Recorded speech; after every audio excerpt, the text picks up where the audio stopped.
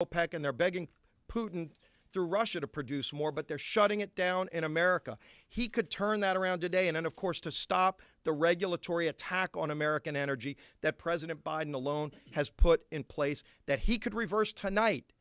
And I call on President Biden to take all of these steps immediately tonight, because not only will it help American families, but it will take away Putin's leverage. Think about this number.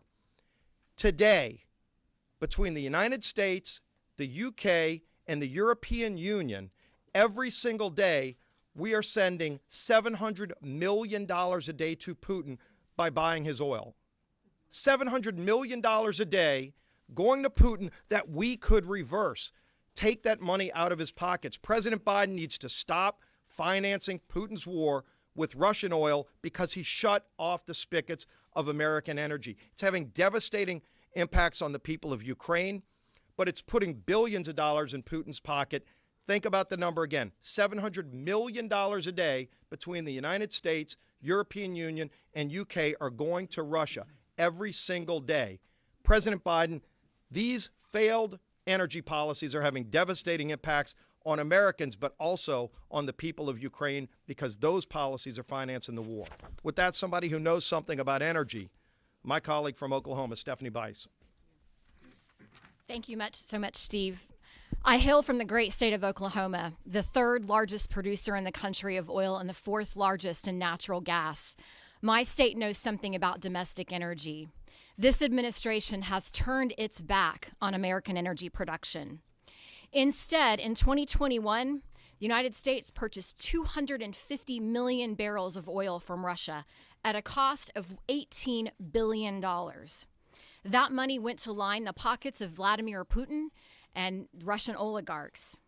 Instead of buying oil from our adversaries, this administration should help states like Oklahoma, North Dakota, and Texas do what we know best: produce affordable and reliable domestic energy for the nation. And this isn't just about production, though. It's also about pipelines. We must expedite the pipeline permitting process that at one time took roughly 6 months, but under this administration is now taking over 12. Energy is national security, and there has never been a more important time for the U.S. to be energy independent. Besides Oklahoma and Texas being top oil-producing states, we have something else in common. Our communities are dealing with the influx of migrants across our southern border. Over 2 million illegal immigrants crossed into the United States over the last year, and these numbers are growing. On top of this, it is no coincidence that fentanyl overdoses are now the leading cause of death for adults 18 to 45. This deadly drug, which predominantly comes from China, is pouring across an open southern border and killing thousands of Americans. We cannot defend other countries' borders while ignoring our own. Thank you, and at this time, I'd like to bring up Debbie Lesko. Thank you, Stephanie. Good morning. I'm Debbie Lesko from the great state of Arizona. Tonight, Americans are going to ask 2 questions. Am I better off under Biden and the Democrat control? And do I trust what Biden is going to tell us? I think clearly the answer is no. In little over a year, under one-party Democrat rule, the State of the Union is in a crisis. Gasoline, grocery, and energy prices are up. Crime has risen through the roof. The border, my state and other states, is wide open. And war has broken out in Ukraine. Remember when Biden promised us he wasn't going to leave one American behind in Afghanistan? And then he did? Remember when candidate Biden criticized Trump, saying, if a president is responsible for over 200,000 COVID deaths, he shouldn't be a president? And then under Biden, there was more COVID deaths in 2021 than in 2020? Remember when Biden promised to hold China accountable for COVID, and then he didn't? Not one hearing. Remember when Biden promised there wouldn't be a vaccine mandate? Remember that one? And then he did. Remember when Biden and the Democrats told us, each of us, we better wear a mask or we're going to get in trouble. And then we saw photos of top Democrats around the country not wearing a mask, even in front of kids masked in schools. Remember when Biden said he was going to reduce crime? And instead, crime has skyrocketed. Instead, under Biden and the Democrats, defund the police, let people out of jail, let's not prosecute criminals policies, crime has skyrocketed. Under Biden and Democrat control, more police officers were killed. Cities have seen record murder rates. Fentanyl is killing our kids. So tonight, after President Biden's speech, Americans are going to ask the two questions. Am I better off under Biden and Democrat control? Do I trust that Biden is really going to do what he says he's going to do? The answer to both is no. And now I'd like to turn it over to the ranking member of Foreign Affairs Committee, Mike McCall. Thank you, Debbie. You know, weakness invites aggression. It's a historic axiom, and it's true. You look at Chamberlain going to talk to Hitler with a piece of paper that wasn't worth the paper it was written on. And we saw Churchill talk about appeasement and how that invites aggression. And then we had Reagan talk about peace through strength. Putin sees weakness.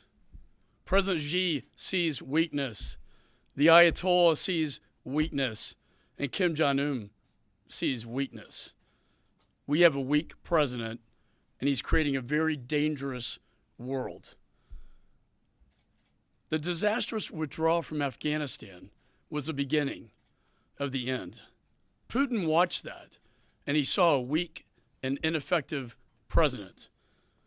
The waiver of Nord Stream 2 sanctions that we passed in Congress, bipartisan, by the way, to put congressional mandatory sanctions, this president waives them in the national security interest of the United States.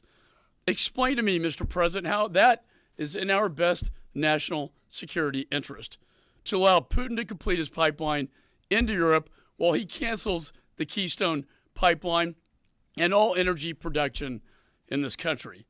Meanwhile, the sanctions exempt energy. 40% going into Europe, almost 10% into the United States of America. We are importing Russian energy. This needs to stop. We are funding Putin's war machine, and it's bad. 40 miles of tanks are lined up just north of Kyiv as I speak, getting ready to move in with these thermobaric bombs that suck the oxygen out of the air and inflame the lungs with fire. They kill children. It is actually, I believe, a war crime. These carve-out sanctions need to go. We need to get tough on this administration, get tough on Putin. Putin has blood on his hands, and it's going to get a lot worse before it gets better. General Milley is correct. They're going to win, but they're going to lose in the end. We need to give the people of Ukraine, and we stand with the people of Ukraine here today, and we have a moral obligation. They're not a NATO ally, but we have a moral obligation to give them every weapon and every assistance we possibly can. This administration held up on the assistance that I signed off on in Congress. In November, held it up. It's just now coming in. And now they're saying, well, after an invasion, that's more difficult. This is malfeasance. It's negligence. It's actually, it's criminal. I want to leave you with a quote from a text from a Russian soldier who was killed, got a smartphone, and it was read at the United Nations by the permanent representative of Ukraine to the United Nations. It says, I'm afraid. And it's a letter to his mom, a text to his mom. And it shows you how deceptive and what a monster Putin is. We're bombing all the cities together, he says, I'm afraid, targeting civilians. We were told that they welcome us. They would welcome us, that we were liberating them. But they're falling under our armored vehicles, throwing themselves under the wheels, not allowing us to pass. They call us fascist. This is so hard. This is what's happening in Ukraine. You're not seeing the whole story. This is what's happening on the ground, and it's going to get a heck of a lot worse before it gets better. With that, I'm very honored to introduce to you a woman who's been through so much. She's from Ukraine. She has relatives in Ukraine. She hears the stories on a daily basis coming from Ukraine into the United States. Victoria Sparts. Thank you. I didn't prepare a speech, so I'll talk from my heart. This is not a war. This is a genocide of the Ukrainian people by a crazy man who cannot get over that Ukrainian people do not want socialism, Soviet Union, communists. They want to be with the United States of America. They want to be free people, but they want to be with the West. And he cannot get over. I'll tell you a personal story. I have my grandma, she's 95. She is right now in the city of Chernihiv. Actually, Chernihiv and the part of Kiev Rus studied Moscow and control Moscow. So they're bombing, they couldn't take the city. They're bombing civilians non-stop, day and night, the whole city. She has a daughter, she called her daughter, she lives in a little village by Chernihiv. And her daughter told her they came into village with a heavy machine gun, killed almost every person in that village. And whatever people were left, women and children, they forced them to work in front of the tanks as a human shield because they cannot take that city. So she told, my mom was shocked. She says, no, don't cry. We are not crying here. We're going to fight, but just give us some guns so we don't just fight with the sticks. This woman was born in Russia, in Far East. She's a Russian-born woman. And they're killing women and children. They doing the bombs, vacuum bombs, carpet bombs. They are using illegal weapons. They now have special groups that trying to kill women and children, try to expect to Western Ukraine. I called my friend and she said she was able to get out. Her friend was trying to get out. She saw a woman in the gas station get shot with her children with machine guns. So she stayed in the city. They're leveling the cities to the ground, destroying the people. They're slaughtering them like in animals. They're killing the people. It is not a war. It's a genocide because we have a crazy man that believes that he has the whole world hostage. And then we have a president that talks about and doesn't do things. And what is he going to wait when millions die? Then he's going to do more? We have not just a moral duty. We are the leaders of the free world. This is going to be the biggest genocide that ever this world experienced. And they're not asking them to fight for us, but they ask us to help, to become serious, that they have ability to defend themselves. That actually they need to understand that we're serious about this sanction, not do a little bit here, maybe we'll just do a little bit this oligarch, this is bit, that we're serious. And I can tell you one thing, if we don't stop him there, he is not going to stop. He is going to go further. And then we'll have to send our children to die to fight this. So I think we have an obligation and duty to save this world, help Ukrainian people to survive. And this president need to get this act together and exercise some leadership. What's happening under his watch is atrocity. What he's doing to this country and to the world is unforgivable. But I think we'll get together as Republicans and Democrats, but he must act decisively fast, or this blood of many millions of Ukrainians will be on his hands too. And all that oil that with blood that's flowing from Russia and gas, and we are buying that, and Europeans are buying that. There's going to be blood, it's mixed with blood of the Ukrainian people. So I hope you're going to help me to send that message, because we have to be strong and we have to stop. Thank you for having me.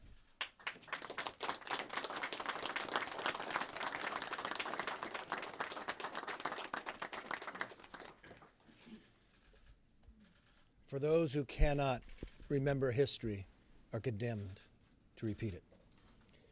You just heard the sobering words from Victoria. They weren't about yesteryear, they were about yesterday. Night after night, she gets reports from inside Ukraine itself. The support should have been sent months ago to deter Putin from making that decision. The administration should have never used their political weight to defeat an amendment to stop Nord Stream sanctions. As you listen to Victoria talk about villages of children and women being killed, every single American should look and say we should not fund $1 of that to Putin. Tonight I hope that all changes. Tonight I hope the president stands up and changes course when it comes to the energy policy of America.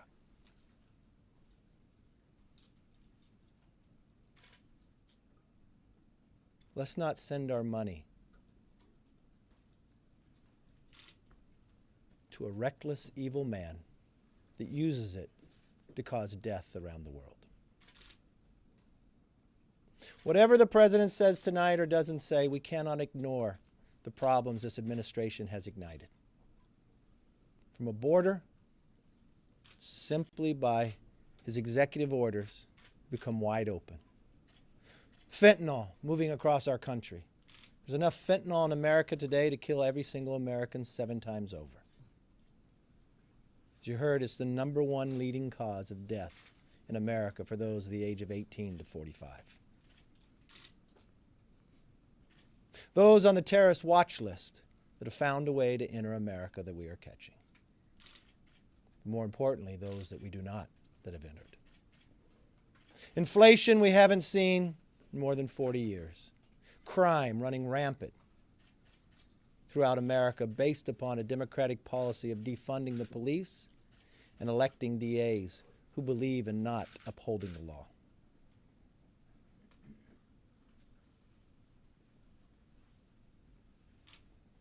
We cannot sit around and wait, whereas this administration told us that they would send the COVID test to you, just get online. People waited 2 and 3 months. That same thing cannot happen to Ukraine when we're supposed to send them weapons. Every single American wakes up every morning to see, did President Zelensky survive another night? They will not be able to survive another night if we don't supply them with the weapons. They're not asking for American men and women to fight. They're just asking to have some supplies so they could at least have a fair fight. America has a long history withstanding those who believe for freedom. And we need to keep the responsibility that we have led once again. With that, let me open it up for questions. Yes, ma'am. I have 2 questions, if I may. First, show of hands. Who's planning to attend the State of the Union tonight? Okay, thank you. And second, can you please respond to Marjorie Taylor Greene attending the white nationalist conference over the weekend? You know what? I commented on that on yesterday. I understand your job. I understand what you're trying to do. I've already commented on that. We've got a war in Europe that we have not had since World War II. We've got people in a village and others, and you can take my statement that I said yesterday and play it one more time. Yes. How many Dukert from Newsmax. What specific weapons are Republicans willing to fund in this upcoming spending bill? We've seen the GUARD Act and what that entails. Are we talking about anti-aircraft and anti-missile systems, new jets? How far would Republicans be willing to go on this? I think we'd see, what does Ukraine need to defend themselves? First, they need anti-tank missiles of where we're able to go. They need some air defense support. They need ammunition. They need rifles, machine guns, and others. They've got the long list that they've actually provided to us. I'll leave the military experts to tell us. We've got a lot of military experts directly behind me, and we will be there. The real challenge is, just as I asked the presidents months before, why wouldn't you send them then? If you send them before Putin comes in, there's a really good chance Putin might not enter.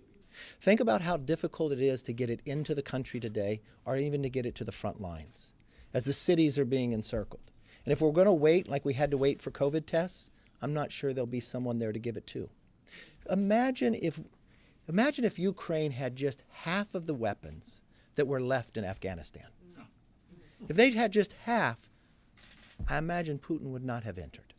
And the interesting part is, they're willing to pay for it because they just want to be able to defend themselves. They're not the aggressors. They just want to defend and save their own families. I think we should be able to supply that.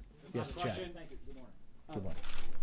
What's the balance here? Obviously, Republicans are going to be critical of the president, going to listen to what he has to say and take issue with things that you don't like about his remarks tonight. But when you face a crisis in Europe, there used to be this saying about foreign policy stops at the water's edge. Are your members going to be Emily Post about this, or are they going to be on their proper behavior when it comes to this crisis time, when it comes to a national security crisis the United States is dealing with in Europe? Well, let me be frank. It's not just Republicans. You look at the latest polls of Americans. They don't think America's going in the right direction. They're paying more for gas. There's a tax on every American with the inflation. We want to see a change in course in history. Are we going to sit down and be quiet? No. I don't think Victoria wants to be quiet when she sees people dying night after night. We're going to push the president to do the right thing. We've warned him ahead of time when the Democrats first took power not to pass the $2 trillion so-called COVID bill that only 9% went to it. We warned him it would cause inflation. Yes, that's what happened. We warned him if they opened up the border, what would happen to the rest of America. We went to the border. So what did the president finally do? He put the vice president in charge, who only has been there one time. They've ignored it. When we said crime is running rampant, that we actually think you should fund the police, not defund them, because this is what would happen. This is exactly what's happening across America today with the rise in crime. We've watched it time after time. But it's not just Republicans. It's independents, it's Democrats, it's Americans. We've watched his approval rating being at a lowest level we saw in modern history. Why? And just the handling of what's happening in Ukraine itself. We tried to help the president by passing an amendment about Nord Stream. He used his political weight from his administration to whip members to vote no. We told the president he was wrong with how he was getting out of Afghanistan. If he did that, it would set the course of the world differently. We said it was wrong when he stood with Putin and gave him Nord Stream. We said it was wrong when he opened up negotiations again with Iran. All those actions have put us into the place we are today. So no, we're not going to sit quietly by. We're going to defend our nation. We're going to defend our way of life, and we're going to change the course of where we currently are. Yes, sir. Thank you, Leader McCarthy. Wondering, obviously every day counts right now in Ukraine. If you could, any sort of insight on the progress, if there is going to be an aid package included in an omnibus, can you give us any insight as to how that is going, the progress so There's far? an aid package that's been brought up. We're going through it as we speak now, talking to the military experts about what's needed as well. We want to make sure it can get there and get there now and not wait, be able to move items because every day matters with us. We should also work, what's the sad part is, we're watching Europe lead. A lot of actions that the president is taking are only after Europe has taken a lead. Thankfully, President Zelensky didn't take President Biden's advice and leave the country, because we'd be talking today about a collapse. In his short term of administration, Americans have had to evacuate 2 countries. These are individuals that want to stay there and fight, but not use sticks. I think we need to rally the entire world against what Putin is doing and make him change the course. Yes. Congressman Sparks, can I ask you a follow-up? Thank you for sharing the story. You mentioned that your grandmother's there. I know you probably have other family members. Have you been able to be in contact with them? Are they safe?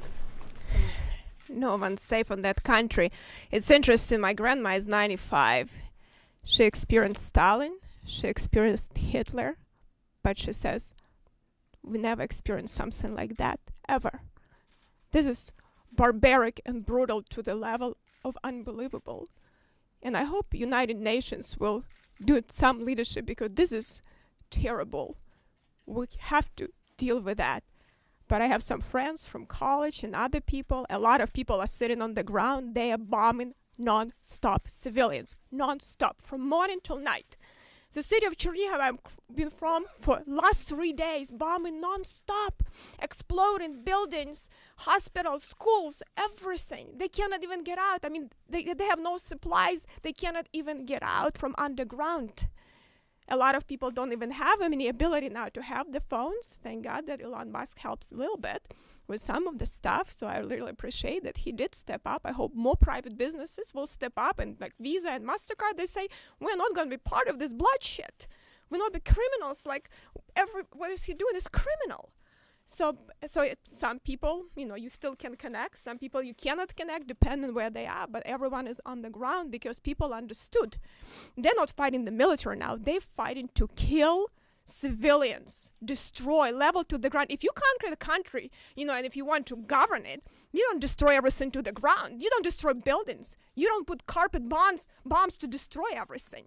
They want to suppress civilians, but I can tell you, these people went through so much. These people went through so much hardship. Millions were killed by them, by Stalin and Hitler. Almost my whole family was killed by them. These people will not surrender, but we need to give them a chance to survive. Otherwise, they have no chance. We'll have millions of people killed. We need to create a humanitarian corridor for some people to be able to escape, for children, women and children, because he's now shooting at them. I think we have a responsibility. And another thing, I can tell you, the Ukraine was the third largest nuclear country. The third largest after Russia and United States. For a good reason, for right reason. We took nuclear weapons from them and signed a piece of paper, tell them we will guarantee your sovereignty. What do you think Iran is not going to be thinking? What do you think about North Korea? If you have nuclear weapon, you are going to hold the whole world hostage. If you don't, anyone come for you and no one will protect you. What is going to set in the whole world? What precedent we're going to set? If we will create a very dangerous world if we don't act decisively, quickly, and have a speed and agility. We need to understand that Putin is not playing chess. He is a judo martial arts player. He understands in judo you have agility, speed, and uses your enemy's weaknesses to strike. And he understood that we were weak. The West was weak. But he's underestimated the West. And I hope this president is going to step up and to show what America is about, because he wants to embarrass our country. And what he's doing is embarrassing for a leader of free world in our country to be there where we are. It's just embarrassing. And he wants to embarrass us again. He knew that we got embarrassed in Afghanistan. He wants to embarrass us again. And I am, as a member of Congress, cannot let him embarrass our country with the greatest country in the world. We are the strongest people in the world. We cannot let him embarrass us, or we will be a laughing stock for the rest of the world. We have to be strong, because I know we have strong people and strong country with the best value. Everyone wants to be here. This is the greatest country. But we need to lead, because there is no one else that can lead around the world. And if we are a strong country, the rest of the world will be strong. And we need to show our strength. So thank you.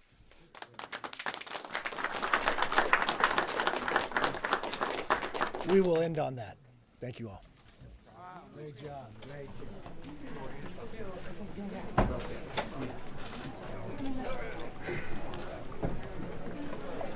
Is that my letter? Yours is the back one. Oh, the back one here? I mean, it's we're doing a flight so I can go or something.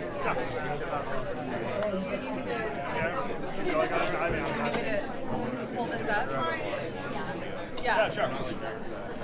Oh, yeah. I got you. Yeah.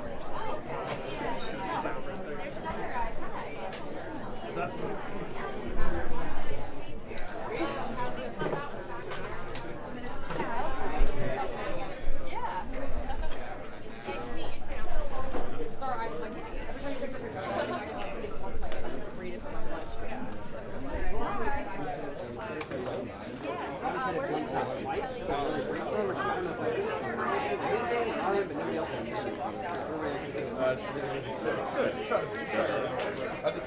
Everybody else